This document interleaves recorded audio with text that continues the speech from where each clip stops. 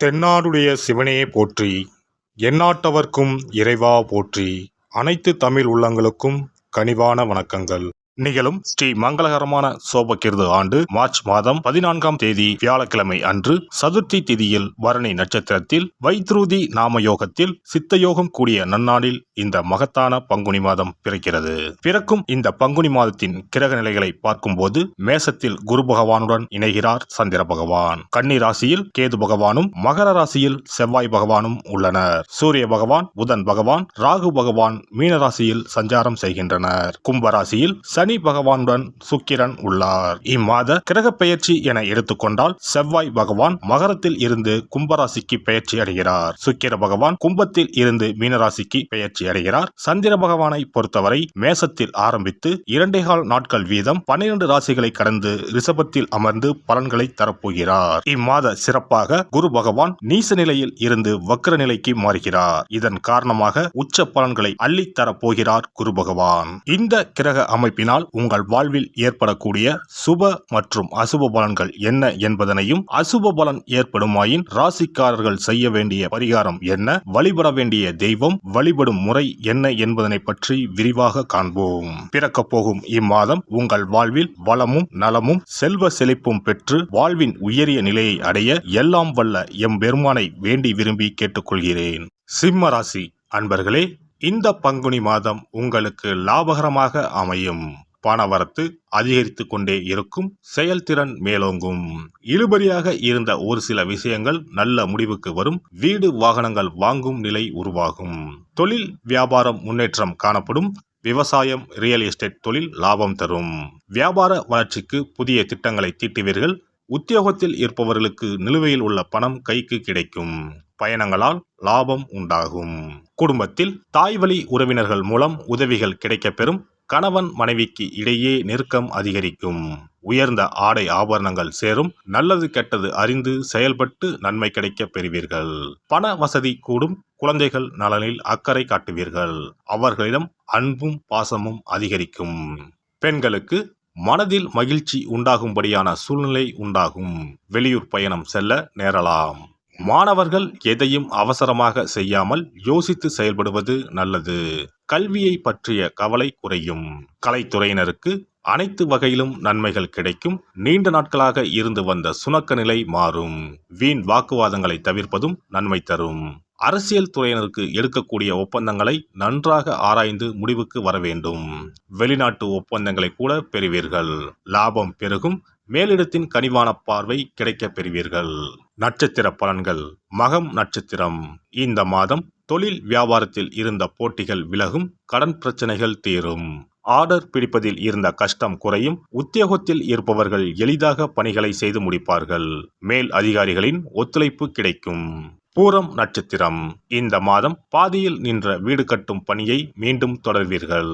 சிலர் புதிய வீட்டிற்கு குடிபுகுவார்கள். கணவன் மனைவிக்கு இடையில் திடீரென கருத்து வேற்றுமை உண்டாகலாம். பிள்ளைகள் கல்வியில் முன்னேற்றம் அடைய தேவையான உதவிகளை செய்வீர்கள். உத்திரம் 1ஆம் பாதம். இந்த மாதம் மற்றவர்களிடம் கவனமாக பேசுவது கருத்து வேற்றுமை வராமல் தடுக்கும். வீண் அலைச்சல் குறையும். மாணவர்களுக்கு கல்வியில் முன்னேற்றம் அடைய தேவையான உதவிகள் கிடைக்கும். விளையாட்டு போட்டிகளில் பங்கேற்கும் போது கவனம் தேவை. ஞாயிற்றுக்கிழமைகளில் சிவனுக்கு வில்வ அர்ச்சனை செய்து வணங்க மனதில் தைரியம் பிறக்கும். காரிய வெற்றி உண்டாகும். அதிர்ஷ்ட கிழமைகள் ஞாயிறு, புதன். அதிர்ஷ்ட தினங்கள் பங்குனி 13 மற்றும் 14. சிறப்பு பரிகாரம்.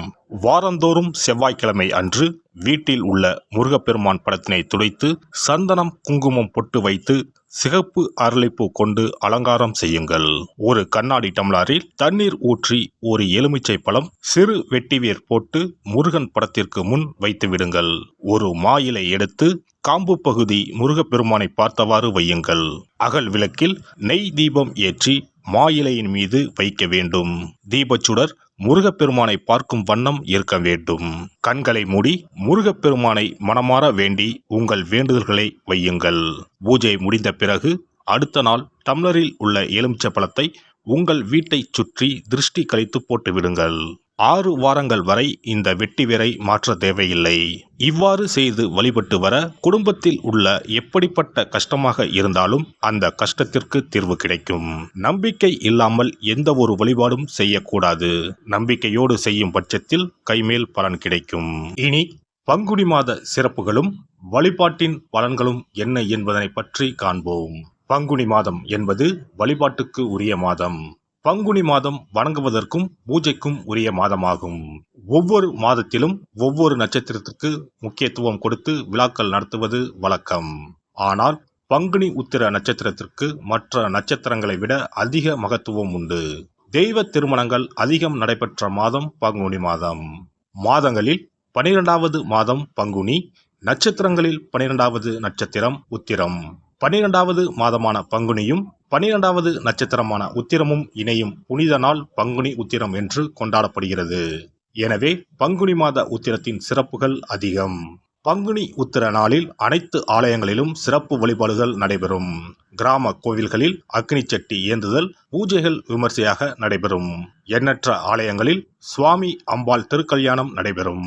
சிலருக்கு கைகூடாமல் திருமணம் தள்ளி போனால் பங்குனி உத்திர நாளில் விரதம் இருந்து இறைவனை வழிபட்டால் வெகு சீக்கிரம் திருமணம் கைகூடும் என்பது ஐதீகம். அதோடு காதலிப்போர் மனதுக்கு பிடித்தவரை கரம் பிடிக்கவும் பங்குனி உத்திர விரதம் இருப்பது மிகுந்த பலனை கொடுக்கும். பங்குனி உத்திரம் கல்யாண விரதம் என்றும் அழைக்கப்படுகிறது. 8 வகையான மகா விரதங்களில் கல்யாண விரதமும் ஒன்று.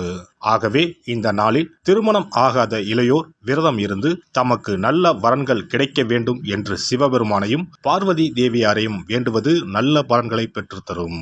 இத்தினத்தில் மேற்கொள்ளும் விரதம் மிகவும் விசேஷமானது.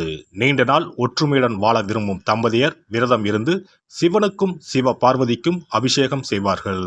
இந்த விரதத்தை முருகனை வேண்டியும் செய்யலாம். அதோடு அன்னதானம், வஸ்திரதானம் செய்வதும் சிறப்பானது. ஜாதக தோஷத்தால் திருமணம் தடைப்பட்டவர்கள் வழிபாடு மேற்கொள்ளவும் சிறந்த நாள் இதுவாகும். செவ்வாய் தோஷம் காரணமாக திருமண தடைகளை சந்திப்பவர்களுக்கு பங்குனி உத்திரத்தன்று முருகனை மனமுருகி வணங்கினால் திருமண தடைகள் நீங்கி திருமணம் சுபமாக முடியும். குழந்தை பேரில்லாமல் தவிப்பவர்கள் பங்குனி மாத விரதம் இருந்து அம்மன் கோவில்களுக்கு சென்று வழிபட அந்த அம்மனின் அனுக்கிரகத்தால் நிச்சயம் புத்திர பாக்கியம் கிடைக்கும். தொழில் மற்றும் வியாபாரங்களில் ஈடுபடுபவர்கள் தமிழ் வருடத்தின் கடைசி மாதமான பங்குனி மாத தினத்தில் திருஷ்டி பூசணிக்காய் வாங்கி உங்கள் வியாபார இடங்களை திருஷ்டி கழித்து அதற்குரிய நேரத்தில் உடைக்க வேண்டும். இப்படி செய்வதால் உங்களுக்கு இந்த ஆண்டு ஏற்பட்ட தோஷங்கள் அனைத்தும் நீங்கும். பங்குனி உத்திர நன்னாளில் நம்மால் முடிந்த அன்னதானங்களை செய்வது மிகுந்த புண்ணியம் தரும். எலுமிச்சை சாதம் அல்லது தயிர் சாதம் அல்லது சர்க்கரை பொங்கல் என அன்னதானம் செய்யலாம். அதேபோல் நம்மால் முடிந்த அளவுக்கு மஞ்சள், சரடு, குங்குமம், கண்ணாடி என மங்கள பொருட்களை பெண்களுக்கு வழங்குவது விசேஷ பலன்களை கொடுக்கும். முருகப்பெருமான் நமக்கு இதுவரை இருந்த காரிய தடைகள் அனைத்தையும் களைந்து நமக்கு நல்வழி காட்டி அருளுவார். பங்குனி மாதத்தில் அனைத்து நாட்களிலும் கோவிலுக்கு சென்று வருவது மிக்க பலனை தரும். மேலும் செல்வ செழிப்புடன் வாழ்வதற்கு உதவும். எல்லாம் வல்ல இறையருளால் நீங்களும் உங்கள் அன்பு குடும்பமும் உடல் நலம், நீலாயுள், நிறை செல்வம், உயர் புகழ், மெய்ஞானம் ஓங்கி வாழ்க வளமுடன்.